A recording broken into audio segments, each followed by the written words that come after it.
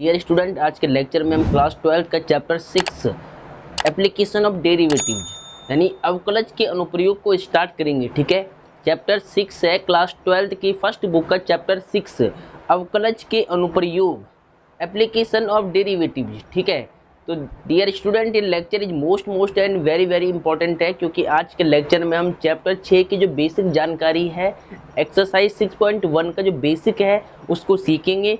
Then इसके बाद हम एग्जाम्पल को सॉल्व करेंगे। ठीक है, तो आज का लेक्चर काफ़ी इंपॉर्टेंट होने वाला है। लेक्चर को आपको बिल्कुल ध्यान से देखना है और सबसे पहले हम एग्जाम्पल सॉल्व करेंगे 6.1 के और फिर 6.1 एक्सरसाइज पर आएंगे। ठीक है, तो अब देखिए ध्यान से, सभी बच्चे अपनी बुक निकाल लीजिएगा पहले एनसीईआरटी, और देन इसके बाद हम लेक्चर को स्टार्ट करते हैं।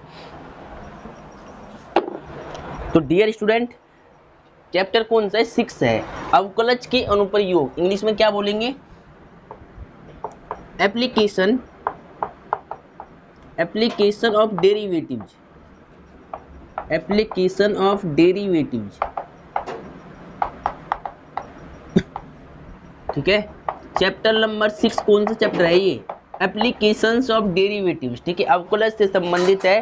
चैप्टर 5 हमने कंप्लीट कर लिया था। जिन बच्चों ने नहीं देखा है तो उसका लिंक मैं डिस्क्रिप्शन बॉक्स में डाल दूंगा, वहां से आप उस लेक्चर को ध्यान से देख ले। चैप्टर 5 हमारा संपूर्ण रूप से समाप्त हो चुका है। आज के लेक्चर से हम चैप्टर नंबर 6 को स्टार्ट कर रही है। ठीक है, चलो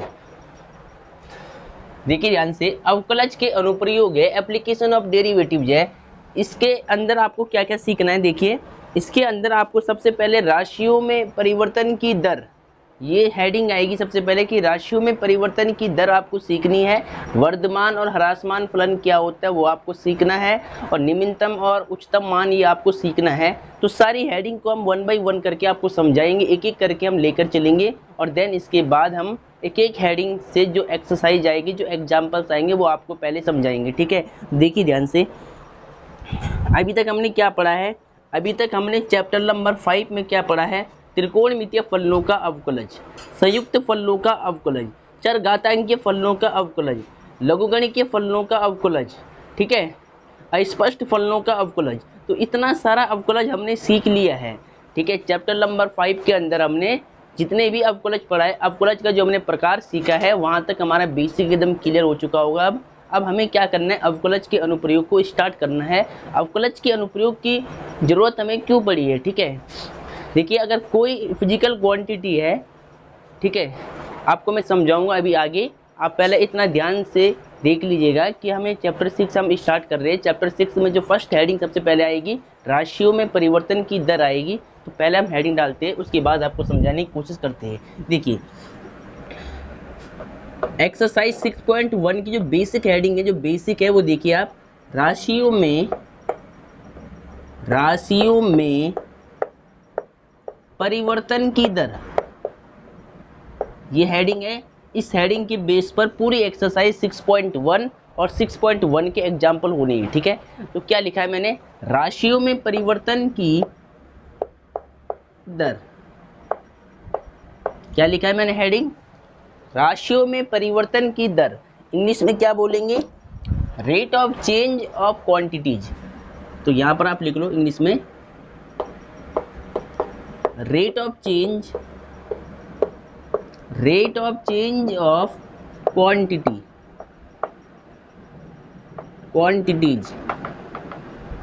ठीक है, राशियों, rate of change of quantities यानी राशियों में परिवर्तन की दर। जो ये टॉपिक है, इसके ऊपर हमें पहले बात करना है कि राशियों में जो परिवर्तन होता है वो कैसे होता है, बेसिकली चेंज कैसे होता है, रेट ऑफ चेंज हमें फाइंड करना सीखना होता है यहाँ पर एक्सरसाइज 6.1 के अंदर। ठीक है, चलो देखिए, सबसे पहले मैंने एक फलन लिया है कि माना y equal to f of x, let y equal to f of x. y, जो y फलन है वो x का फलन है। तो मैं क्या करूँगा? अगर मैं इसको डिफ्रेंशिएट करता हूँ x के रेस्पेक्ट में, क्योंकि y फंक्शन x का है, differentiate with respect to x, Hindi वाले क्या लिखेंगे? x के सापेक्ष अवकलन करने पर। यदि अगर मैं y में x के सापेक्ष अवकलन करता हूँ तो रिजल्ट मुझे क्या मिलेगा? क्या मिलेगा result? dy upon d x equal to f dash x हो जाएगा। ठीक है, अब देखिए यहाँ पर जो dy अपॉन dx है, इसके बारे में मैंने आपको पहले भी समझाया था कि x के रिस्पेक्ट में y का डेरिवेटिव हो रहा है, यानी x राशि के सापेक्ष y राशि में क्या हो रहा है, परिवर्तन हो रहा है। तो आप यहाँ पर इसको लिख सकते हैं कि जो dy अपॉन dx है ना, इसका मतलब है x के सापेक्ष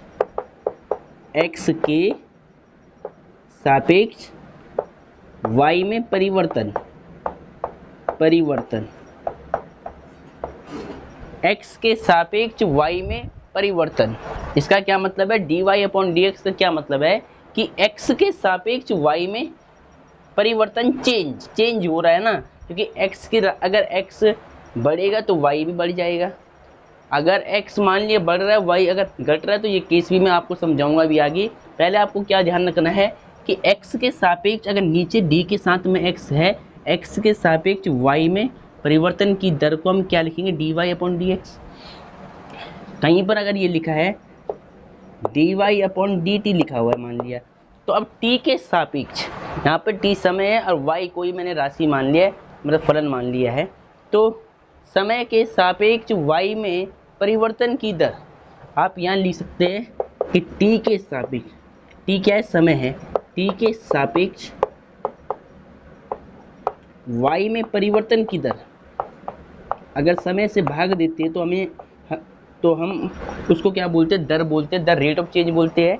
तो t के सापेक्ष y में परिवर्तन की दर, ठीक है। अब देखिए अगर कहीं पर ये लिखा है कि ds अपॉन dt, अब यहाँ पर देखिए वेयर, इसके बारे में आपको बताना है। तो आपको पता है कि जो s है, s ये क्या होती है, दूरी होती है, स्पीड। s क्या है, दूरी, स्पीड। t क्या है, टाइम। t यहाँ पर क्या है, टाइम यानी समय। अब देखिए समय के सापेक्ष दूरी में क्या हो रहा है, परिवर्तन हो रहा है। अगर ds अपॉन dt लिखा है, इसका मतलब है कि समय के सापेक्ष दूरी में परिवर्तन की दर, ठीक है। यहाँ पर क्या लिखना है, समय यानी t के सापेक्ष, समय के सापेक्ष दूरी यानी डिस्टेंस s, दूरी में परिवर्तन की दर बोलेंगे इसको। जो हमने लिखा है ds अपॉन dt, इसको क्या बोलेंगे, समय t के सापेक्ष दूरी में परिवर्तन की दर है। पढ़ने का तरीका ये है, परिवर्तन की दर, ठीक है। जहाँ पर s दूरी थी और t हमारे पास समय था। देखिए यहाँ पर कुछ इतना खास बेसिक नहीं है, बस आपको ये मालूम होना चाहिए कि किसके सापेक्ष हमें, किस राशि में हमें परिवर्तन करना है, वो आपको ज्ञात होना चाहिए, ठीक है। वो मैंने आपको समझा लिया है, जोन सी भी राशि में पूछेगा। अब देखिए हमारे पास क्वेश्चन कैसे आएंगे कि त्रिज्या के सापेक्ष वृत्त के क्षेत्रफल में परिवर्तन की दर ज्ञात करो, घन की भुजा a दे रखी है, घन के आयतन में परिवर्तन की दर ज्ञात करो, घन के पृष्ठीय क्षेत्र में परिवर्तन की दर ज्ञात करो। तो इस तरह का जो मतलब क्वेश्चन बनेगी, यहाँ से रेट ऑफ चेंज वाली जो हेडिंग है, इसके बेस पर ऐसे क्वेश्चन आपको देखने को मिलते हैं, ठीक है। तो ऐसे क्वेश्चन आपको सॉल्व करने हैं। तो देखिए ये एग्जाम्पल आपको समझ में आ गया होगा कि कैसे कैसे हम इनको बोलते हैं। अगर नीचे लिखा होता, मान लिया अगर यहाँ लिखा है dx अपॉन में dy, तो y के सापेक्ष क्या होता है, x में परिवर्तन की दर, ऐसे हम इसको बोल सकते हैं, ठीक है। तो ये आपको लिख लेना है, इतना आप लिख लें, इतना बहुत है इसमें, ठीक है। ये आपने लिख लिया होगा। अब हम सबसे पहले एग्जाम्पल लेकर आपको समझाते हैं, एग्जाम्पल से आपको बात बिल्कुल क्लियर समझ में आएगी, ठीक है। चलो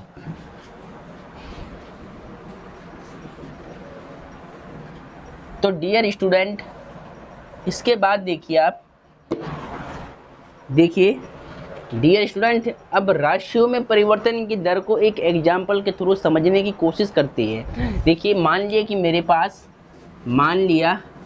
पास एक वृत्त है यानी सर्कल है, और इसकी रेडियस कितनी है, radius small r equal to 2 centimetre है, ठीक है, ध्यान समझ लेना। अब देखिए अगर वृत्त मेरे पास r त्रिज्या का 2 सेंटीमीटर त्रिज्या का एक वृत्त है और इसका मुझे क्षेत्रफल निकालना है, तो वृत्त का क्षेत्रफल आप जानते हो कि पाई r स्क्वायर होता है। तो सबसे पहले देखिए यहाँ पर मैं क्या लिखता हूँ, एग्जाम्पल के लिए हमें क्या पता है कि हमने मान लिया, इसमें माना वृत्त की त्रिज्या, माना वृत्त की त्रिज्या r, और r की वैल्यू कितनी दी गई है, 2 सेंटीमीटर दिया गया है। अब क्षेत्रफल को मान लो आप ये पहले कि माना वृत्त का क्षेत्रफल, माना वृत्त का क्षेत्रफल, वृत्त का जो क्षेत्रफल है इसको हमने डिनोट किया है ए से, कैपिटल ए से, ठीक है। अब देखिए आपको क्या पता है, वृत्त का क्षेत्रफल क्या होता है, A equal to pi r square होता है, ठीक है। अब यदि अगर मैं आपसे पूछ लूँ कि आपको इसका क्षेत्रफल बताना है तो आप क्या करते हो, क्षेत्रफल के सूत्र में पाई को आपने फिलहाल सेम रख दिया, आर की वैल्यू पुट कर ली, कितना हो गया 2, ऊपर स्क्वायर चल रहा है तो कितना आएगा, ए इक्वल टू 2 का स्क्वायर 4 पाई सेंटीमीटर स्क्वायर। अब देखिए जब अगर इस सर्कल की त्रिज्या, वृत्त की त्रिज्या 2 सेंटीमीटर थी तो इसका क्षेत्रफल कितना हो गया, 4 सेंटीमीटर स्क्वायर हो गया, ठीक है। बात को आप समझना, रेट ऑफ चेंज को आपको समझने की कोशिश करना विद रेस्पेक्ट टू टाइम, या जो भी क्वांटिटी वो बोलेगा उसके सापेक्ष आपको परिवर्तन की दर को बिल्कुल सही से समझना है। तो आप बिल्कुल ध्यान दीजिएगा मेरी बात पर, मैं आपको क्या समझाना चाह रहा हूँ। देखिए तो अब देखिए आपने क्या देखा है कि जब मैंने त्रिज्या 2 सेंटीमीटर लिया है तो क्षेत्रफल में कितना चेंज हुआ है, 4 पाई सेंटीमीटर स्क्वायर बढ़ गया क्षेत्रफल। त्रिज्या 2 करने पर क्षेत्रफल कितना मिलता है मुझे, 4 पाई सेंटीमीटर स्क्वायर मिलता है, ठीक है। अब यदि अगर मैं आपसे ये बोलूँ डियर स्टूडेंट कि इसकी रेडियस को मैं इंक्रीज कर लेता हूँ, रेडियस को बढ़ा देता हूँ, त्रिज्या को मैंने बढ़ा दिया, पहले 2 सेंटीमीटर था, अब मान लिया मैंने कर दिया 4 सेंटीमीटर, ठीक है। अब मैंने क्या कर दिया, 4 सेंटीमीटर कर लिया। अब हमें इसका क्षेत्रफल बताना है तो सबसे पहले आपको क्या लिखना है, दिया है, देखिए आपको क्या दिया है सेकंड वाले केस में, वृत्त की त्रिज्या, वृत्त की त्रिज्या कितनी दी गई है, r बराबर के 10 सेंटीमीटर, 10 नहीं 4 सेंटीमीटर, ठीक है, 4 सेंटीमीटर मान लिया मैंने, तो यहाँ लिख दिया 4 सेंटीमीटर। अब अगर सेकंड केस में अगर सर्कल की रेडियस 4 सेंटीमीटर इंक्रीज हो जाए तो इसका क्षेत्रफल कितना बढ़ेगा, देखिए इसीलिए वृत्त का क्षेत्रफल, वृत्त का क्षेत्रफल a इक्वल टू, फॉर्मूला क्या होता है, पाई आर स्क्वायर। अब पाई तो एज इट इज है अभी, r कितना है 4 है, 4 रख दो यहाँ पर, स्क्वायर चल रहा है, a इक्वल टू पाई, 4 का स्क्वायर कितना होता है 16, और a इक्वल टू कितना आएगा 16 पाई सेंटीमीटर स्क्वायर, क्षेत्रफल की यूनिट होती है सेंटीमीटर स्क्वायर। अब देखिए ध्यान से, यहाँ पर आपको क्या देखने को मिल रहा है कि जब अगर रेडियस, इस सर्कल की रेडियस 2 थी तो इसका क्षेत्रफल 4 पाई सेंटीमीटर स्क्वायर था। जैसे ही मैंने 2 से रेडियस को इंक्रीज किया है, 4 सेंटीमीटर कर लिया है, तो क्षेत्रफल भी इंक्रीज हो गया है। देखिए रेडियस 2 थी तो रेडियस 2 से मैंने क्या कर दिया 4 सेंटीमीटर, तो देखिए क्षेत्रफल भी कितना हो गया 16 पाई सेंटीमीटर स्क्वायर। पहले क्या था, रेडियस 2 पर इसका क्षेत्रफल था 4 पाई सेंटीमीटर स्क्वायर, रेडियस 4 पर कितना हो गया, जब रेडियस 4 है तो वृत्त का क्षेत्रफल है 16 पाई सेंटीमीटर स्क्वायर, यानी 4 गुना बढ़ गया है। रेडियस को बढ़ाने पर क्षेत्रफल कितना बढ़ रहा है, 4 टाइम, 4 गुना, ठीक है, 4 गुना बढ़ गया है। इसको देखिए ऐसे लिख सकता हूँ मैं, 4 इंटू में 4 पाई सेंटीमीटर स्क्वायर। देखिए जब रेडियस 2 थी तो 4 पाई सेंटीमीटर स्क्वायर था, जब 4 किया है तो इसका क्षेत्रफल कितना बढ़ गया, 4 गुना बढ़ गया है, 4 गुना, 4 टाइम्स क्या हो गया, इंक्रीज हो गया है। तो इस इंक्रीजमेंट को हम अवकलन के द्वारा समझ सकते हैं। अवकलन के अनुप्रयोग में हमें यही सीखना है कि ये इंक्रीजमेंट किस राशि के सापेक्ष हो रहा है और कैसे हो रहा है। उसमें हमें दोनों चीज़ें मालूम चलती है कि कितना एक सेकंड में कितना बढ़ रहा है, या फिर जिस राशि के सापेक्ष ये चेंज हो रहा है वो उसमें कितना चेंज कर रही है, ठीक है। तो ये सब हमें सीखना है। तो पहले देखिए सिंपल भाषा में मैंने आपको समझा लिया है कि रेडियस अगर 2 सेंटीमीटर है तो क्षेत्रफल 4 पाई सेंटीमीटर स्क्वायर हो रहा है। रेडियस मैंने 2 से इंक्रीजमेंट किया, 4 सेंटीमीटर मैंने बढ़ा दिया रेडियस को, तो क्षेत्रफल ऑटोमेटिक कितना हो गया, 4 गुना बढ़ गया है, यानी 16 पाई सेंटीमीटर स्क्वायर हो गया, ठीक है। तो यानी यहाँ तक आपको बात समझ में आ गई होगी कि क्वेश्चन में मतलब रेट ऑफ चेंज कैसे हमें सीखना है, ठीक है। ये तो हुआ सिंपल वाला कॉन्सेप्ट, अब हमें अवकलन वाला कॉन्सेप्ट को यूज करना है कि अवकलन के द्वारा हम राशियों में परिवर्तन की दर को कैसे निकालते हैं। ठीक है, तो देखिए इसको पहले आप लिख ले एक बार बेसिक के लिए। तो यहाँ पर थोड़ा मैंने आपको समझाने की कोशिश की है। अब आगे देखिए, अब हमें अवकलज के द्वारा सीखना है कि अवकलज के द्वारा राशियों में चेंज कैसे होता है, परिवर्तन की दर हम कैसे निकाल सकते हैं। ठीक है, परिवर्तन की दर हम राशियों में कैसे ज्ञात कर सकते हैं अवकलज के द्वारा। तो देखिए डियर स्टूडेंट, अब एग्जाम्पल नंबर 1 को ध्यान से देखिए। एग्जाम्पल के थ्रू समझने की कोशिश करते हैं कि राशियों में परिवर्तन की दर, rate of change of quantity का हम यूज कैसे करते हैं। ठीक है, तो देखिए सबसे पहले एग्जाम्पल नंबर 1 को आपको ध्यान से समझना है। वृत्त के क्षेत्रफल के परिवर्तन की दर इसकी त्रिज्या r के सापेक्ष ज्ञात कीजिए जब r बराबर 5 सेंटीमीटर हो। तो देखिए एग्जाम्पल नंबर फर्स्ट है, ये एक्सरसाइज 5.6 का एग्जाम्पल फर्स्ट है, इंपॉर्टेंट एग्जाम्पल है। देखिए ध्यान से क्या कहता है कि वृत्त के क्षेत्रफल के परिवर्तन की दर इसकी त्रिज्या r के सापेक्ष ज्ञात कीजिए। तो सबसे पहले देखिए एक वृत्त है, मान लिया ये एक हमारे पास वृत्त है। ठीक है, और इसकी रेडियस यानी इसकी त्रिज्या मैंने मान लिया स्मॉल r है, और r की वैल्यू कितनी दे रखी है, r की वैल्यू 5 सेंटीमीटर है, त्रिज्या कितनी है 5 सेंटीमीटर है। तो पूछ क्या रहा है कि वृत्त के क्षेत्रफल के परिवर्तन की दर इसकी त्रिज्या r के सापेक्ष ज्ञात करना है, परिवर्तन की दर बतानी है क्षेत्रफल की। तो सबसे पहले तो आप मान लो कि माना वृत्त का क्षेत्रफल, माना वृत्त का क्षेत्रफल, ठीक है, माना वृत्त का क्षेत्रफल बराबर a सेंटीमीटर स्क्वायर। हमने क्या मान लिया, क्षेत्रफल को a सेंटीमीटर स्क्वायर मान लिया।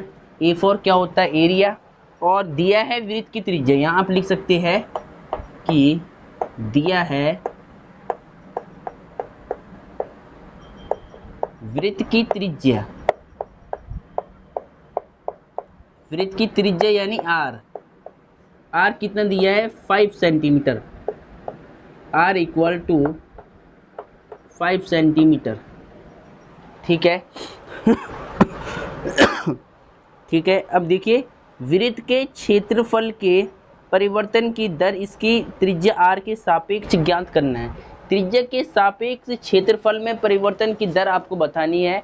तो देखिए सबसे पहले क्षेत्रफल यानी dA, क्षेत्रफल में त्रिज्या r के सापेक्ष, त्रिज्या r के सापेक्ष क्षेत्रफल में परिवर्तन की दर, ये आपको क्वेश्चन मार्क यानी ये आपको फाइंड आउट करना है, इसकी वैल्यू आपको बतानी है कि त्रिज्या के सापेक्ष क्षेत्रफल में कितना परिवर्तन होगा, त्रिज्या के सापेक्ष क्षेत्रफल में कितना परिवर्तन होगा, यानी dA/dr का ये मतलब है, ये आपको निकालना है। ठीक है, तो देखिए कैसे निकालेंगे।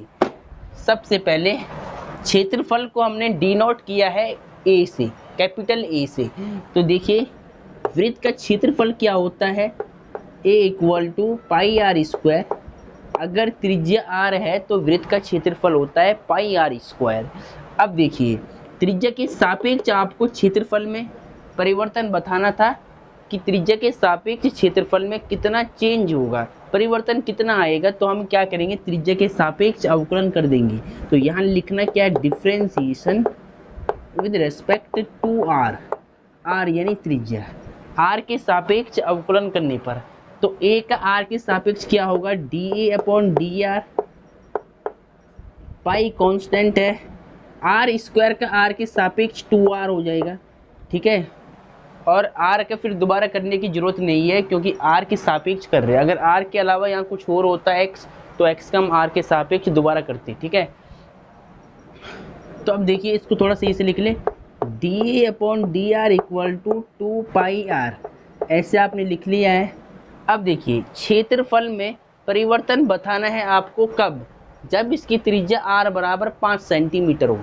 जब त्रिज्या 5 सेंटीमीटर है तो क्षेत्रफल में कितना चेंज होगा, परिवर्तन कितना होगा, वो आपको बताना है। देखिए इसको लिखने के दो तरीके, या तो आप लिखो यहाँ पर put x equal to 5, r equal to 5, या तो आप इसको ऐसे लिख लो। देखिए dA/dr करके आपने ऐसे लिखा और ऐसे एक ब्रैकेट लगाया ऐसे, और यहाँ लिख दिया। नीचे आपको क्या करना है, r इक्वल टू 5 पर निकालना है क्षेत्रफल में चेंज, परिवर्तन बताना है कि r इक्वल टू 5 पर जब त्रिज्या r बराबर 5 सेंटीमीटर हो तो क्षेत्रफल में कितना परिवर्तन होगा वो आपको बताना है। तो इसको लिखने का तरीका ये है, ऐसे लिख दिया इक्वल टू 2 सेम पाई भी सेम रख दो, त्रिज्या r कितना है 5 है, मल्टीप्लाई करा दो 5 2 जा 10 पाई। अब क्षेत्रफल लिखा है ऊपर, क्षेत्रफल का मात्रक सेंटीमीटर स्क्वायर होगा और r क्या होता है, एक दूरी होती है, रेडियस होती है, तो रेडियस किस में है सेंटीमीटर में है, तो 10 बाई सेंटीमीटर प्रति सेकंड के हिसाब से क्षेत्रफल बढ़ रहा है। ठीक है, यानी 1 सेंटीमीटर में क्षेत्रफल कितना बढ़ जाएगा 10 पाई सेंटीमीटर स्क्वायर। ठीक है, 1 सेंटीमीटर त्रिज्या पर जो इसका क्षेत्रफल होगा वो 10 सेंटीमीटर पाई स्क्वायर बढ़ जाएगा। तो ये आपका आंसर है, ऐसे आपको आंसर को लिख कर आना है। तो आई होप आपको समझ में आ गया होगा कि निकालना कैसे है, जिसके सापेक्ष बोलेगा। क्वेश्चन में अगर बोल लिया कि r के सापेक्ष तो आपको r के सापेक्ष ही करना है। अगर किसी क्वेश्चन में नहीं बोला गया है कि आपको किसके सापेक्ष निकालना है तो उस केस में हम समय के सापेक्ष निकालते हैं, परिवर्तन की दर को हम समय के सापेक्ष फाइंड आउट करते हैं। ठीक है, तो आपको बात समझ में आ गई होगी। चलो एग्जाम्पल नंबर 2 की ओर चलते हैं, इसको नोट कर ले पहले आप। चलो ये सभी ने नोट कर लिया होगा। अब देखिए एग्जाम्पल 2 को देखिए आप, एक घन का आयतन 9 सेंटीमीटर क्यूब पर सेकंड की दर से बढ़ रहा है। यदि इसके कोर की लंबाई 10 सेंटीमीटर हो तो इसका पृष्ठीय क्षेत्रफल किस दर से बढ़ रहा है। यानी घन का पृष्ठीय क्षेत्रफल किस दर से बढ़ रहा है वो आपको बताना है। तो देखिए सबसे पहले क्वेश्चन में जो लिखा गया है वो आपको पहले लिखना है। कोर की लंबाई मतलब क्या होती है, घन की भुजा, घन का जो किनारा होता है उसकी लेंथ, कोर की लंबाई बोलते हैं इसको। तो सबसे पहले तो आप एग्जाम्पल नंबर 2 है, आप यहाँ लिख ले कि माना घन की भुजा, माना घन की भुजा ए बराबर ए, इसकी कितना दिया है, यानी घन की भुजा कितनी दी है 10 सेंटीमीटर है। कोर की लंबाई मतलब घन की भुजा 10 सेंटीमीटर है। इसके बाद क्या बोलता है कि पृष्ठीय क्षेत्रफल किस दर से बढ़ रहा है। तो पृष्ठीय क्षेत्रफल को आप पहले मान लो कि माना घन का पृष्ठीय क्षेत्रफल सरफेस एरिया, माना घन का पृष्ठीय क्षेत्रफल। तो पृष्ठीय क्षेत्रफल को हमने क्या मान लिया है, कैपिटल S मान लिया है। अब S क्यों मानना है, क्यों, सरफेस एरिया बोलते हैं इंग्लिश में इसको, तो वहाँ से हमने S लिया है, सरफेस एरिया। ठीक है, पृष्ठीय क्षेत्रफल को हमने क्या मान लिया, S मान लिया है, और ये क्षेत्रफल है तो सेंटीमीटर स्क्वायर इसका मात्रक होगा, ये S है। ठीक है, यहाँ पर क्या लिखा गया है, S लिखा गया है। अब देखिए आयतन भी आपको दे रखा है, तो पहले आप मान लो कि माना घन का आयतन, सारी वैल्यू को पहले यहाँ पर मान के रख लेंगे, फिर हम सीधा इसको यूज कर सकते हैं बाद में। ठीक है, तो माना घन का आयतन बराबर V, आयतन की जो यूनिट होती है वो क्यूब होती है, तो सेंटीमीटर क्यूब लिख देना है। ठीक है, और अब क्या कहा है इसने कि एक घन का आयतन 9 सेंटीमीटर क्यूब पर सेकंड की दर से बढ़ रहा है। यानी यहाँ पर लिखा क्या है कि 9 सेंटीमीटर क्यूब प्रति सेकंड, यानी 1 सेकंड में आयतन कितना बढ़ जाता है, 9 सेंटीमीटर क्यूब बढ़ जाता है।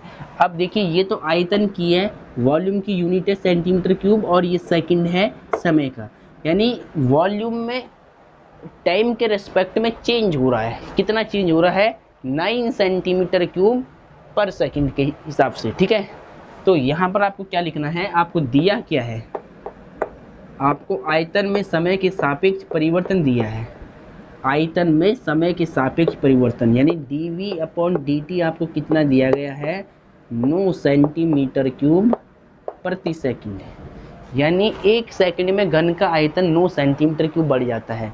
ठीक है, चलो ये आपको दिया गया है, आपको फाइंड क्या करना है, तो इसका पृष्ठीय क्षेत्रफल किस दर से बढ़ रहा है, आपको फाइंड क्या करना है, तो इसका पृष्ठीय क्षेत्रफल किस दर से बढ़ रहा है, यानी पृष्ठीय क्षेत्रफल में बताना है आपको कि वृद्धि कितनी होती है, चेंज कैसे होता है। ठीक है, तो देखिए पृष्ठीय क्षेत्रफल को आपने s माना है, तो यानी ds/dt समय के सापेक्ष। ठीक है, पृष्ठीय क्षेत्रफल किस दर से बढ़ रहा है ये हमसे क्वेश्चन में पूछ रहा था, तो हमने क्या निकालना है, ds/dt। बात यहाँ पर क्लियर होगी कि हमें क्या निकालना है, क्योंकि इसने कहा है कि पृष्ठीय क्षेत्रफल किस दर से बढ़ रहा है, तो पृष्ठीय क्षेत्रफल को हमने s माना है, यानी ds/dt समय के सापेक्ष निकालना पड़ेगा, क्योंकि यहाँ पर समय दिया है नीचे देखिए सेकंड समय के सापेक्ष। ठीक है, तो यहाँ पर क्वेश्चन मार्क, तो यानी ds/dt की वैल्यू आपको बतानी है। ठीक है, चलो अब इसको सॉल्व करना स्टार्ट करते हैं, ध्यान दीजिएगा। सबसे पहले आपको ये बातें सीक्वेंस से मान लेनी है। देखिए घन के आयतन को हमने क्या माना है, v। अब देखिए आयतन आपको दिया हुआ है, तो सबसे पहले तो आप याद लिख लो, चूंकि v इक्वल टू, अब देखिए घन का आयतन कितना होता है, घन अगर मान लिया ये एक घन है और इसकी भुजा मान ली मैंने क्या है, a सेंटीमीटर है, यानी कोर की लंबाई यानी भुजा की लंबाई, किनारा इसका एज, किनारा मान लिया 1 सेंटीमीटर है, तो घन का आयतन कितना होगा, घन का आयतन होता है साइड का क्यूब, यानी भुजा का क्यूब हो जाएगा, यानी a क्यूब हो जाएगा, भुजा को मैंने क्या माना है a, तो वॉल्यूम कितना होगा a क्यूब। तो यानी यहाँ से आपने फंक्शन निकाल लिया है कि v equal to a cube. अब आपको क्या करना है, इसका अवकलन करना है टाइम के रेस्पेक्ट में, समय के सापेक्ष। ठीक है, तो यहाँ पर क्या लिखना है, differentiation with respect to t, यानी टी के सापेक्ष अवकलन करने पर। अब टी के सापेक्ष क्यों किया, क्योंकि हमें वैल्यू क्या दिया है, dv/dt, टाइम के सापेक्ष दिया है, सेकंड में दिया है, इसलिए टी के सापेक्ष अवकलन करना है यहाँ पर। तो v का क्या होगा, dv/dt। a क्यूब का क्या होगा, पावर का सबसे पहले होगा तो a क्यूब का 3a² होगा। अब a का t के सापेक्ष दोबारा करना पड़ेगा, तो dA/dt। ठीक है, अब देखिए ध्यान से, dv/dt ये हमें दिया गया है, dv/dt कितना है, 9 सेंटीमीटर क्यूब है, तो यहाँ पर इसका वॉल्यूम रख दो आप 9, और 3a² मल्टीप्लाई में dA/dt एज इट इज है। अब देखिए 3 1 जे 3, 3 3 जे 9 हो जाएगा, तो 3 सेम यहाँ बच जाएगा, मल्टीप्लाई का a² डिवाइड में आएगा, तो अपॉन में a² इक्वल टू, इधर क्या बचेगा, dA/dt। अब dA/dt क्या है कि समय के सापेक्ष इसकी भुजा में क्या चेंज हो रहा है, परिवर्तन कितना हो रहा है भुजा में, क्योंकि यहाँ पर एक क्या है, भुजा है, तो समय के सापेक्ष जो भुजा में चेंज हो रहा होगा, परिवर्तन हो रहा होगा, वो हो रहा होगा 3/a² के हिसाब से। ठीक है, तो ये यानी आपने क्या निकाल दिया, dA/dt आपने निकाल दिया, इसका हमें यूज करना पड़ेगा। ठीक है, इसको मान लो आप चाहे समीकरण 1। अब देखिए सेकंड केस में सरफेस एरिया, हमें क्या चाहिए, सरफेस एरिया चाहिए घन का, तो s हमने किसको बोला है, सरफेस एरिया को, s इक्वल टू, अब देखिए घन का पृष्ठीय क्षेत्रफल क्या होता है, 6 गुणा भुजा का स्क्वायर, तो भुजा को a माना है, तो 6a²। ठीक है, इसको भी आप क्या करो, डिफ्रेंशिएट करो टाइम के रेस्पेक्ट में, differentiation with respect to t, यानी टी के सापेक्ष अवकलन करने पर s का टी के सापेक्ष ds/dt, और 6 एज इट इज है a। ठीक है, a² का टी के सापेक्ष, तो a² का 2a, फिर a का आपको दोबारा करना पड़ेगा dA/dt। ठीक है, इतना हो जाएगा। अब ds/dt एज इट इज है। ठीक है, तो 6 2 12a और dA/dt। अब देखिए आपको क्या निकालना है, सबसे पहले तो आप एक काम करो, आपको एक वैल्यू दे रखी है पहले से, देखिए dA/dt की वैल्यू समीकरण 1 से कितनी है, 3a² है, तो यहाँ पुट कर लो। तो देखिए यहाँ पर dA/dt की वैल्यू मैं यहाँ से यहाँ रख रहा हूँ 3a², ब्रैकेट में क्या लिखना है, समीकरण 1 से, फ्रॉम इक्वेशन नंबर फर्स्ट। ठीक है, अब देखिए ds/dt एज इट इज है, a से कट जाएगा स्क्वायर इसका, तो यहाँ बच जाएगा 1a और 12 3 36, 36/a बच जाएगा। अब देखिए आपसे क्या पूछा है कि घन का आयतन किस दर से बढ़ रहा है। यदि इसकी भुजा कितनी हो, 10 सेंटीमीटर हो, तो 10 में निकालना है आपको आयतन। अगर भुजा 10 है तो इसके क्षेत्रफल में क्या चेंज होगा। ठीक है, क्वेश्चन में क्या कहता है कि घन का पृष्ठीय क्षेत्रफल किस दर से बढ़ रहा है यदि घन के कोर की लंबाई कितनी, यानी कोर का मतलब भुजा, यानी भुजा की लंबाई 10 सेंटीमीटर है। तो अब क्या करना है, देखिए यहाँ तक आपने नोट कर लिया होगा, ये ए है। ठीक है, यहाँ पर क्या लिखा है, ए लिखा है। इसके बाद यहाँ से देखिए इसको,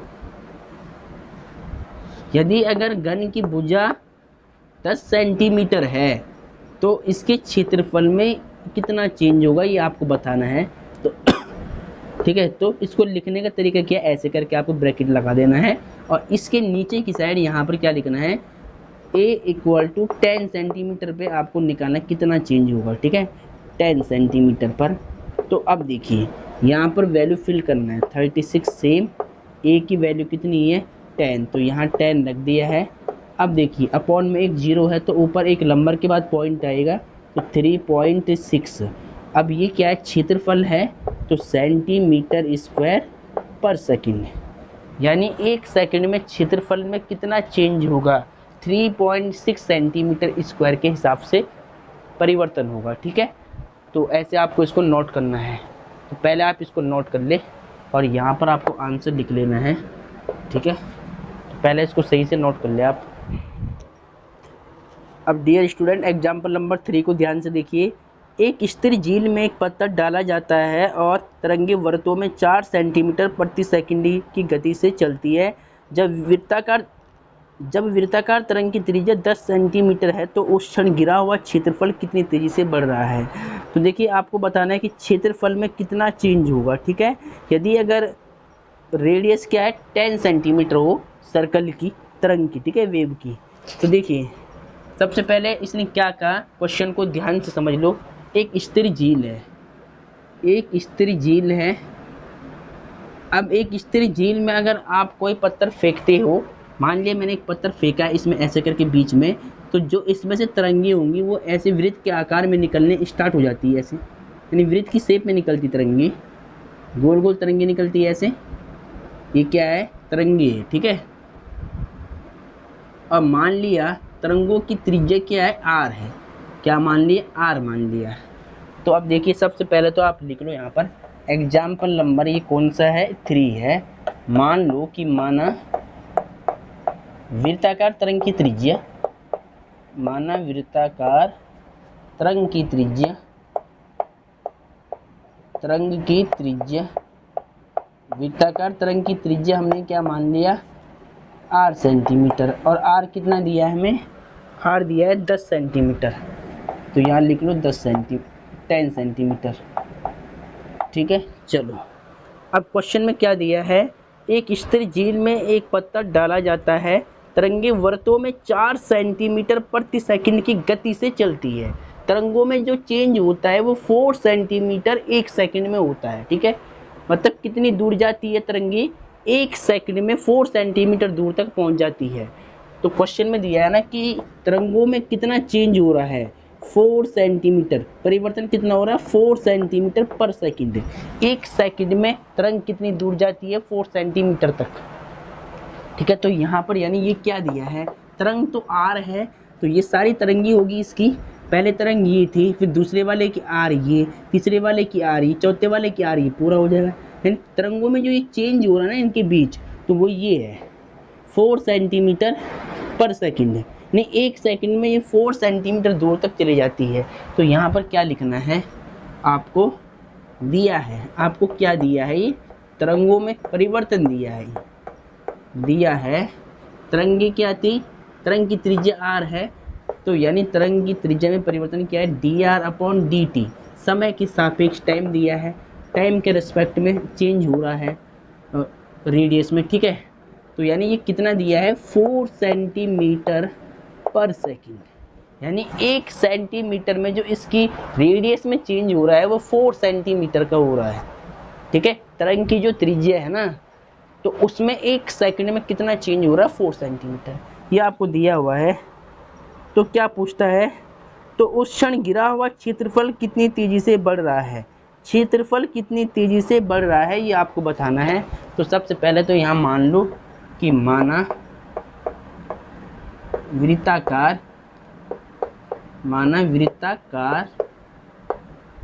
तरंग का क्षेत्रफल, वृत्ताकार तरंग का क्षेत्रफल आपने क्या मान लिया है, ए। क्षेत्रफल को आप मान लो ए, कोई दिक्कत नहीं है, ए सेंटीमीटर स्क्वायर मान लिया है। अब तरंग क्या है, वृत्त के आकार की है, तरंगे किस शेप की है, वृत्त के आकार के, सर्कल के आकार की है, तो वृत्त का क्षेत्रफल आपको यूज करना पड़ेगा A equal to pi r square A. ठीक है, ए आपको सेम रखना है। अब देखिए समय के सापेक्ष आपको इसका अवकलन करना है, टाइम के सापेक्ष, टाइम दिया है ना, तो यहाँ क्या लिखना है, differentiation with respect to t, यानी टी के सापेक्ष अवकलन करने पर। तो ए का क्या होगा टी के सापेक्ष, D a upon d T, pi constant है, आर स्क्वायर का टी के सापेक्ष में आर स्क्वायर का 2r हो जाएगा, फिर आर का दोबारा करना पड़ेगा टी के रेस्पेक्ट में, तो d r upon d t. ठीक है, अब देखिए d a upon d t as it is है, कोई दिक्कत नहीं होनी चाहिए यहाँ पर, तो इसको लिख लो सही से 2 पाई आर, पहले लिखा मैंने 2 पाई आर। अब देखिए D r upon d T आपको कितना दिया है 4, यहाँ पे 4 रख दो, तो D a upon d T समय के सापेक्ष क्षेत्रफल में जो परिवर्तन है वो देखिए कितना होगा, 4 2 जा 8 पाई आर। अब देखिए तरंग की त्रिज्या यदि 10 सेंटीमीटर है तो तरंग के क्षेत्रफल में कितना चेंज होगा, परिवर्तन कितना होगा, यदि इसकी अगर त्रिज्या कितनी है 10 सेंटीमीटर है। तो आपको क्या करना है, लिखने का तरीका मैंने बता दिया है। लिखने का तरीका क्या है कि ऐसे ब्रैकेट आपको बना देना है, इसके बाद ऐसे करके, और इसके नीचे वाली साइड में आपको क्या लिखना है, r इक्वल टू 10 सेंटीमीटर पे कितना चेंज होगा क्षेत्रफल में।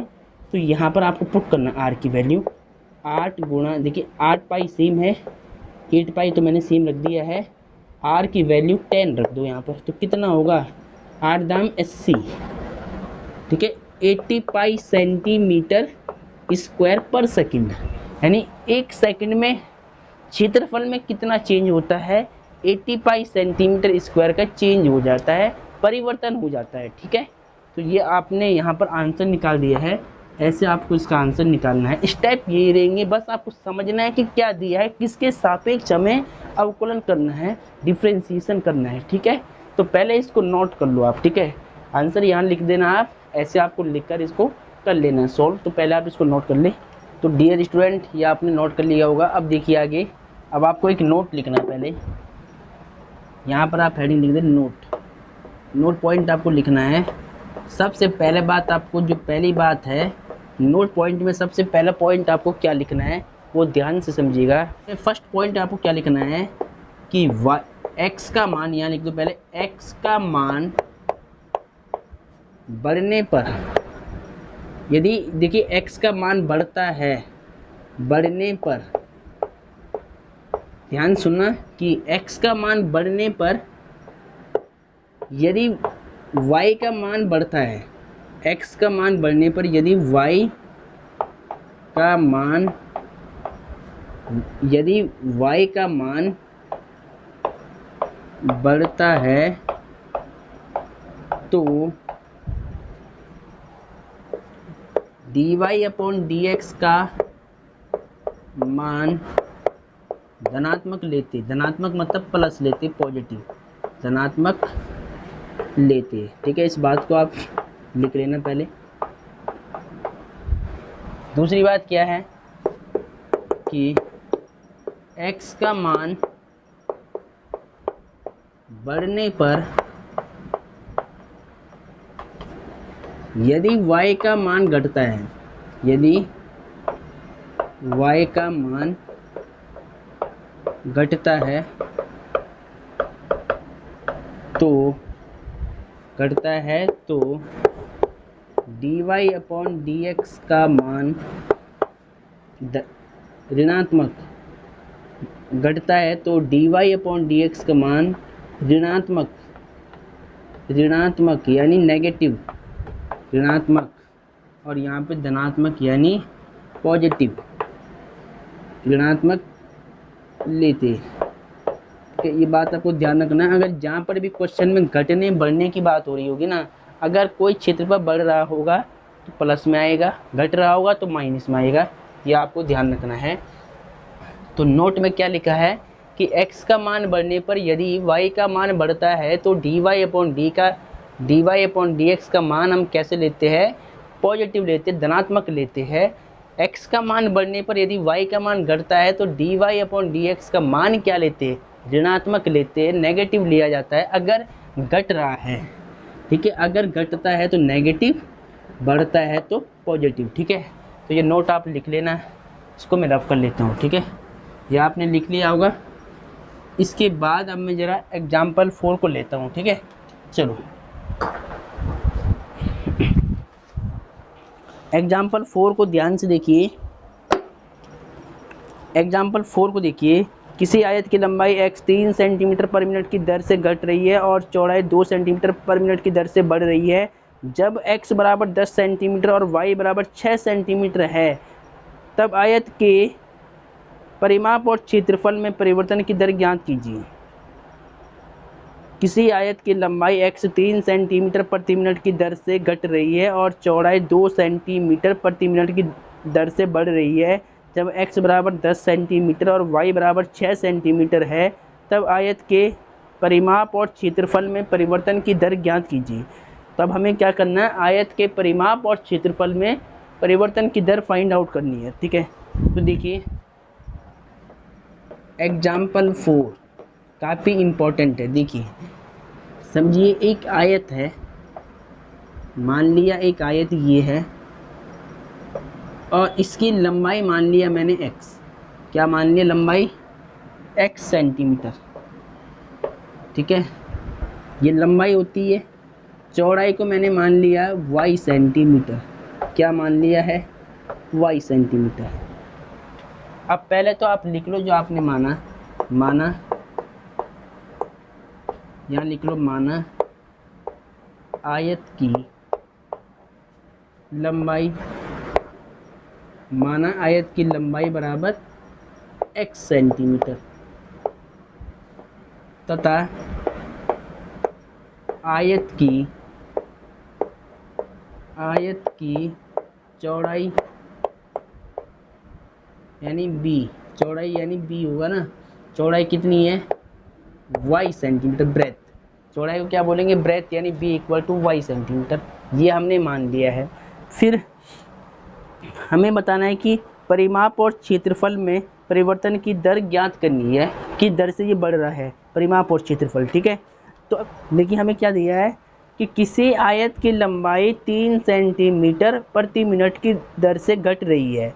तो अगर लंबाई घट रही है तो हम यहाँ क्या लिखेंगे, हम लिखेंगे यहाँ पर हमें दिया है, यहाँ आप लिख लेना पहले, दिया है। अब क्वेश्चन में क्या दिया है सुनिए, कि लंबाई 3 सेंटीमीटर प्रति मिनट की दर से घट रही है। तो सुनिए, पहले लंबाई x है तो dx/dt, मिनट मतलब समय, यानी dx/dt कितना दिया है, 3 सेंटीमीटर प्रति मिनट की दर से घट रही है। अगर घट रही है तो माइनस आएगा, क्या आएगा, इसकी वैल्यू पर माइनस आएगा। फिर क्या कहता है, और चौड़ाई 2 सेंटीमीटर प्रति मिनट की दर से बढ़ रही है। चौड़ाई यानी y, तो y यानी dy/dt समय के अकॉर्डिंग चौड़ाई कितनी बढ़ रही है, 2 सेंटीमीटर प्रति मिनट की दर से बढ़ रही है। अगर बढ़ रही है तो प्लस में आ रही वैल्यू, घट रही थी तो माइनस में आ रहा है। ठीक है, इस बात का ध्यान रखना। तो हमें क्या करना है, जब x बराबर 10 और y बराबर 6 सेंटीमीटर है, यानी इसने ये भी दिया है कि x बराबर क्या है, 10 सेंटीमीटर हो और y बराबर 6 सेंटीमीटर हो, तो आपको क्या करना है, परिमाप और क्षेत्रफल में परिवर्तन की दर ज्ञात करनी है, रेट ऑफ चेंज बताना है एरिया एंड पेरीमीटर में। ठीक है, तो क्या करेंगे, सबसे पहले तो आप यहाँ मान लो कि माना, सबसे फर्स्ट केस में 2 भाग है इसके, तो फर्स्ट में आपको क्या निकालना है, परिमाप में निकालना है परिवर्तन की दर। तो मान लो कि माना आयत का परिमाप, माना आयत का परिमाप, परिमाप को मैंने P मान लिया, पेरीमीटर, ठीक है। परिमाप का सूत्र क्या होता है आयत के, आपको क्या बताया, सिंस P इक्वल टू, परिमाप क्या होता है 2 into l plus b, l क्या है, लंबाई x है तो x प्लस वाई हो जाएगा, ठीक है। डिफ्रेंशिएट करो आप इसको पहले टाइम के रेस्पेक्ट में, क्योंकि यहाँ पर क्या दिया हुआ है, टाइम दिया है नीचे टाइम, ठीक है। तो यहाँ क्या लिखना है, differentiation with respect to t, और जो हमें फाइंड करना था वो आप यहाँ लिख भी सकते हैं, हमें dp अपॉन dt निकालना था, परिमाप में परिवर्तन की दर और क्षेत्रफल में परिवर्तन की दर, क्षेत्रफल को अभी हम a मान लेंगे, ठीक है, यानी dA अपॉन dt, ये दोनों वैल्यू आपको फाइंड आउट करनी है, ठीक है, ये दो वैल्यू आपको निकालना है।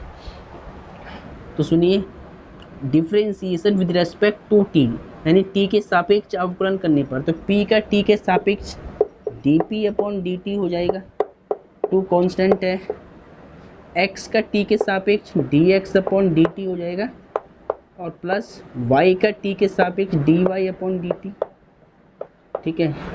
अब ध्यान सुनिए, dp upon dt as it is है, टू dx अपॉन dt कितना है, dx अपॉन dt है माइनस का 3, और dy अपॉन dt कितना है, प्लस का 2, इसको सॉल्व कर लो, dp अपॉन dt कितना हो जाएगा, 2 सेम रख लो पहले आप, माइनस 3 में से 2 जाएगा माइनस का 1, यानी कितना आएगा, यानी ये आएगा माइनस का 2। अब ये क्या है, पेरीमीटर है, तो यानी सेंटीमीटर, और टाइम क्या दे रखा है, मिनट में, तो यहाँ लिखना है मिनट में, यानी क्षेत्रफल, यानी जो परिमाप है वो 2 सेंटीमीटर प्रति मिनट की दर से घट रहा होगा, परिमाप की दर से घट रहा होगा, क्योंकि यहाँ पर क्या आ रखा है, माइनस आ रखा, तो मतलब घट रहा है परिमाप, ठीक है।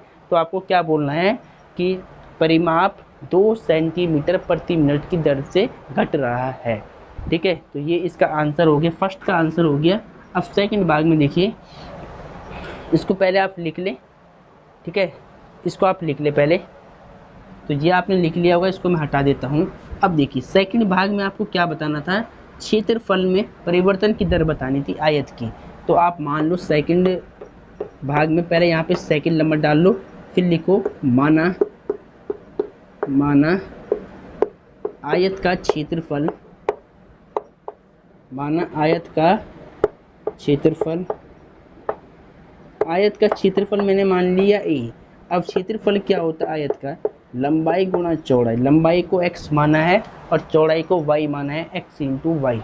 इसका डिफ्रेंशिएट करो आप with respect to t, differentiation with respect to t, यानी t के सापेक्ष अवकलन करने पर, तो a का क्या होगा, t के सापेक्ष d अपॉन dt, और इसको फर्स्ट मान लो, इसको सेकंड मान लो, प्रोडक्ट रूल अप्लाई कर लो, फर्स्ट को छोड़ेंगे सेकंड का डेरिवेटिव dy अपॉन dt हो जाएगा, प्लस फिर सेकंड को छोड़ेंगे फर्स्ट का डेरिवेटिव dx अपॉन dt, ठीक है। अब dA अपॉन dt क्या है, क्षेत्रफल में परिवर्तन की दर है ये, ठीक है, और x आपको सेम रखना है, dy अपॉन dt, तो dy अपॉन dt कितना आया, देखिए dy अपॉन dt हमारे पास पहले से कितना है, 2 दिया हुआ है, तो यहाँ 2 आप रख लें, प्लस dx अपॉन dt कितना है, माइनस का 3, तो y सेम माइनस का 3, इसको सॉल्व कर लो पहले, तो dA अपॉन dt कितना हो गया, 2x minus plus minus minus 3y। अब क्या कहता है कि यदि आयत की लंबाई 10 सेंटीमीटर, चौड़ाई 6 सेंटीमीटर हुए, तो क्षेत्रफल में कितना चेंज होगा, परिवर्तन कितना होगा। तो अब देखिए इसको लिखने का तरीका क्या है, डी अपॉन डी टी, ऐसे आपको ब्रैकेट बना देना है उल्टा, और यहाँ पे लिखना है कि x बराबर 10 सेंटीमीटर और एंड y बराबर कितना है, 6 सेंटीमीटर पे क्षेत्रफल में कितना चेंज होगा, यहाँ पर पुट करनी है value, x equal to 10, y equal to 6। तो यहाँ पर देखिए पहले 2 चल रहा है, x की वैल्यू कितनी है 10, फिर माइनस y की वैल्यू कितनी है 6, इसको सॉल्व कर लो आप, कितना आएगा 20 माइनस में 6 3 जा 18, तो 2 सेंटीमीटर स्क्वायर क्षेत्रफल है, तो सेंटीमीटर स्क्वायर पर मिनट, यानी 1 मिनट में कितना बढ़ रहा है 2 सेंटीमीटर स्क्वायर बढ़ रहा है। प्लस में आ रहा है तो मतलब बढ़ रही है वैल्यू, अगर माइनस में आता तो घट रही है, इसका मतलब ये है। ठीक है, प्लस में वैल्यू है तो बढ़ रही है। ठीक है, तो आपको क्या लिखना है कि अतः आयत का क्षेत्रफल 2 सेंटीमीटर स्क्वायर प्रति मिनट की दर से बढ़ रहा है। ठीक है, अदरवाइज आपको यहीं पर आंसर छोड़ देना, सीधा आंसर लिख लो, ये आपका आंसर हो चुका है। ठीक है, यूनिट आपको जरूर लिखनी है लास्ट में, और ये आपका ये सवाल भी सॉल्व हो गया, इसका आंसर आप चेक कर ले। तो डियर स्टूडेंट, आई होप आपको ये क्वेश्चन भी समझ में आ रहा होगा। तो पहले इस क्वेश्चन को नोट कर ले आप। एग्जाम्पल नंबर 5 को ध्यान से देखिए। किसी वस्तु की x इकाइयों के उत्पादन में कुल लागत cx रुपए में cx बराबर निम्न प्रकार से दी गई है। सीमांत लागत ज्ञात कीजिए जब 3 इकाई उत्पादित की जाती है। एग्जाम्पल नंबर 5 को ध्यान से देखिए। किसी वस्तु की x इकाइयों के उत्पादन में कुल लागत cx रुपए में cx बराबर 0.005 x क्यूब और 0.02 x square plus 30x plus 500 से प्रदत्त है।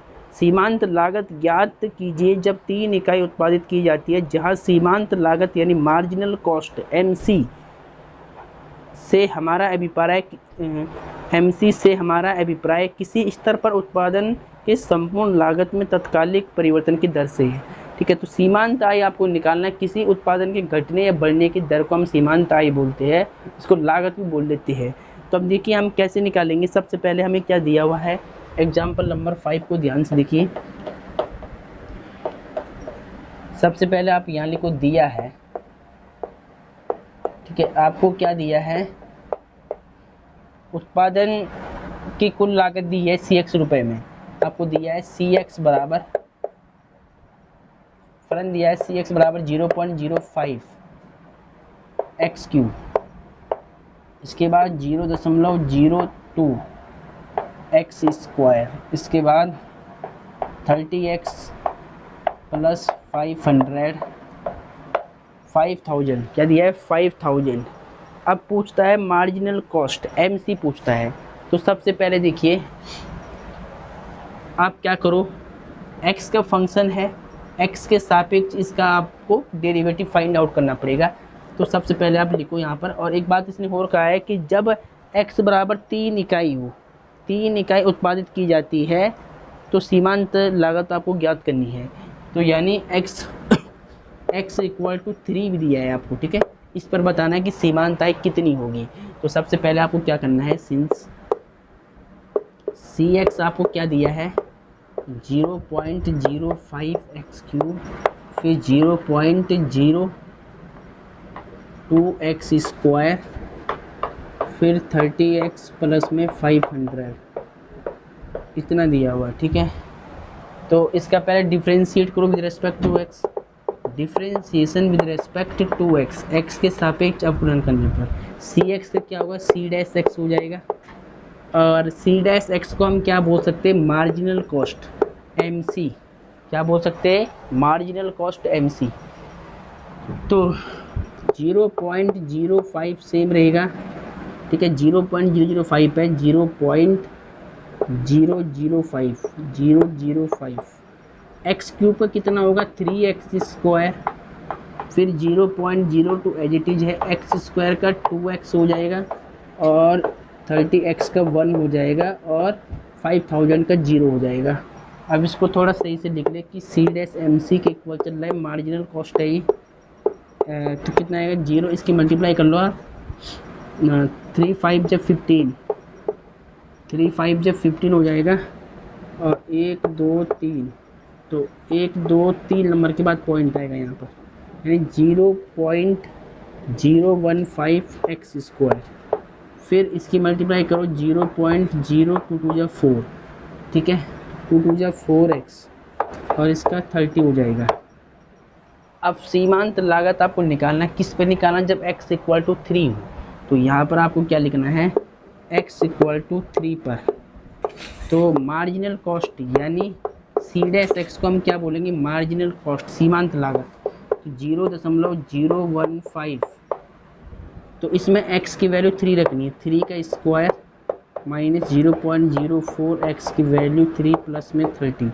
तो यहाँ पर देखिए इसकी 0.015, 3 का स्क्वायर 9, 3 4 जा 12 और 0.0, ठीक है, प्लस में 30।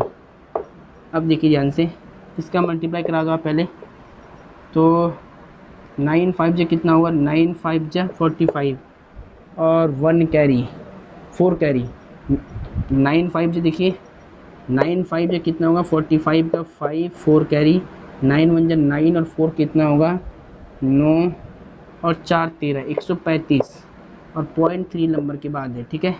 फिर माइनस 0.12 प्लस में 30 है, इनको आपको ऐड करना है और ये माइनस करना है। तो देखिए 0.135 में आपको ऐड कराना है 30 को, तो यहाँ पर आप 30 मान ली, इधर 30 मान करके आपको पॉइंट मानना है, ठीक है। ऐसे ये देखिए यहाँ पे मैंने पॉइंट मान लिया और उसके बाद 0 0 और 0, ठीक है, 5 3 1 0 3 इतना होगा ये। यानी जब इसको ऐड किया मैंने तो कितना मिला मुझे 30.135 और माइनस करना 0.12। अब देखिए 30.135 में से आपको माइनस करना है 0.12, यहाँ पर 0 मान लो, 5 यहाँ कितना आएगा 1, यहाँ 0 पॉइंट, यहाँ कितना आएगा 0 पॉइंट और यहाँ 3 आएगा, तो 3 यानी 30.015 सीमांत आयु होगी, ठीक है। एक बार आंसर चेक कर लेते हैं। आंसर एक बार चेक कर लेते हैं, 30.015 बिल्कुल राइट आंसर आ रहा है। तो आप यहाँ लिख ले, आंसर बिल्कुल राइट है 30.015। तो 30.015 इसको हम लगभग क्या लिख सकते हैं, इसको लगभग हम लिख सकते हैं 30.02 RS, ठीक है। रुपीज में तो RS लिख देना आप यहाँ पर। कितने रुपए की सीमांत आय हो रही है, आय में मतलब परिवर्तन हो रहा होगा, ठीक है। तो ये आपका आंसर है। एग्जाम्पल नंबर 5 है, इसको आपको ऐसे सॉल्व करना है। तो लगभग कितने रुपए की सीमांत आय है, मतलब आय में कितने रुपए का इसमें चेंज आ रहा है, परिवर्तन हो रहा है, 30.02 लिख, इसको मतलब लगभग इसको अप्रोक्सीमेट इतना लिख लेते हैं, ठीक है। आंसर आपको यहीं पर हो गया, बस आंसर आपको यहीं पर हो गया, बस इसको थोड़ा लगभग वैल्यू मान करके हम ये लिख लेते हैं, ठीक है। तो ये आपका आंसर हो गया है, इसको आप नोट कर ले पहले। एग्जाम्पल 6 को देखिए, किसी उत्पादन की x इकाइयों के विक्रय से प्राप्त कुल आय रुपए में RX 3x² 36x + 5 से प्रदत्त है। जब x बराबर 5 हो तो सीमांत आय ज्ञात करो। सीमांत आय पूछे या सीमांत लागत पूछे एक ही बात है, सेम क्वेश्चन है ये भी। जहाँ सीमांत आय यानी मार्जिनल रेवेन्यू से हमारा अभिप्राय किसी क्षण विक्रय की गई वस्तुओं के सापेक्ष संपूर्ण आय के परिवर्तन की दर से, ठीक है। तो ये क्वेश्चन भी बिल्कुल सेम है। सबसे पहले आपको क्या लिखना है, एग्जाम्पल नंबर 6 दिया है, गिवन क्वेश्चन में क्या दिया हुआ है, मार्जिनल, क्वेश्चन में क्या दिया हुआ है, मार्जिनल रिवेन्यू यानी RX दिया हुआ है। फंक्शन क्या दिया हुआ है, मार्जिनल रिवेन्यू RX। ये आपको कितना दिया है 3x² प्लस में 36x प्लस में 5 दिया है, और पूछता है कि जब x = 5 हो तो सीमांत आय कितनी होगी, ठीक है। जब x = 5 है तो सीमांत आय कितनी है, ये आपको फाइंड आउट करना है। कैसे करेंगे देखिए, सबसे पहले तो लेट कर लो आप अलग से, इस फंक्शन को आप क्या मान लो, केवल r मान लो, r, ठीक है। 3x² 36x प्लस में 5 और डिफ्रेंशिएट करो x के सापेक्ष, differentiation with respect to x के सापेक्ष अवकलन करने पर। तो dr, r के क्या होगा, dr/dx, 3 कांस्टेंट है, x² का 2x, 36x का 1 और कांस्टेंट का 0। अब जो dr/dx है ना, मार्जिनल रिवेन्यू को हम क्या बोलेंगे, MR बोलते हैं, ठीक है। तो MR की वैल्यू हम निकाल लेंगे यहाँ पर। तो dr/dx कितना होगा, देखिए मल्टीप्लाई करा दो, 6x और 36। अब देखिए यहाँ पर आपको क्या करना है, आपको जब अगर x = 5 है तो मार्जिनल रिवेन्यू कितना होगा, सीमांत आई कितनी होगी, तो आपको क्या करना है, dr/dx कब निकालना है, जब x इक्वल टू 5 हो। तो 6 इंटू एक्स की वैल्यू 5 प्लस में 36, इसको सॉल्व कर लो, 6 पंजे 30 प्लस में 36 कितना होगा 66। आर एस कितना है, रुपीज़ में है, तो आर एस लिखना है रुपीज़ कितना है 66 रुपीज़ का मार्जिनल रिवेन्यू होगा। ठीक है, तो ये आपका आंसर आ गया है, इसको नोट कर लिया आप। तो आज के लेक्चर में हमने सभी एग्जाम्पल को सॉल्व किया है। तो डियर स्टूडेंट आज के लेक्चर में हमने एग्जाम्पल को सॉल्व किया है। अब जो इसके बाद का लेक्चर आएगा उसमें हम एक्सरसाइज के क्वेश्चंस आपको समझाएंगे, एक्सरसाइज 6.1 के क्वेश्चन को आपको समझाएंगे।